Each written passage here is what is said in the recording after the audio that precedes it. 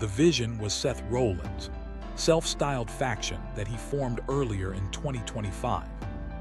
It included Seth Rollins, World Heavyweight Champion, self-proclaimed architect of perfection; Bron Breakker, powerhouse protege, future of WWE; Bronson Reed, enforcer; Paul Heyman, advisor and strategist.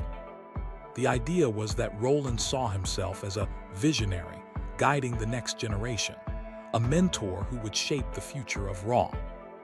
But over time, it became clear that Rollins didn't see his teammates as equals. He saw them as tools. For weeks before Crown Jewel, subtle tension was teased. Rollins frequently took full credit for the Vision's victories. Backstage, Breakker often looked frustrated when Rollins cut him off during interviews. Reed showed hints of irritation when Rollins celebrated alone after matches. Heyman started dropping cryptic lines like, "Seth Rollins doesn't lead, he consumes." At Crown Jewel, after Rollins retained his World Heavyweight title, neither Breakker nor Reed joined him in celebration. The seeds were planted.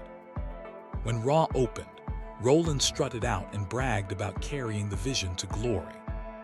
He said the line that sealed his fate: "Without me, none of you would even be relevant. I made the Vision. I am the Vision." That ego trip crossed the line. Paul Heyman, who had been quietly managing the group, smirked the signal. Moments later, Bron Breakker hit Rollins with a devastating spear. Bronson Reed followed with a tsunami splash. Heyman raised Breakker's hand, saying, "Seth, your vision is broken. The new era doesn't need a leader, it needs a destroyer." The real reason why they turned on him: 1. Seth's ego consumed the group. Rollins' arrogance grew too big. He didn't see the Vision as a family, he saw them as extensions of himself. His need to always be the center of attention pushed his proteges away. 2. Paul Heyman's manipulation. Heyman played puppet master perfectly.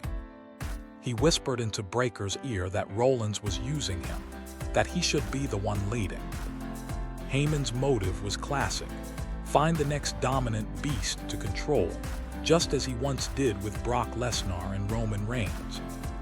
This betrayal wasn't impulsive, it was engineered. 3. Bron Breakker's frustration. Breakker has been portrayed as a hungry young lion, someone who doesn't like playing second fiddle.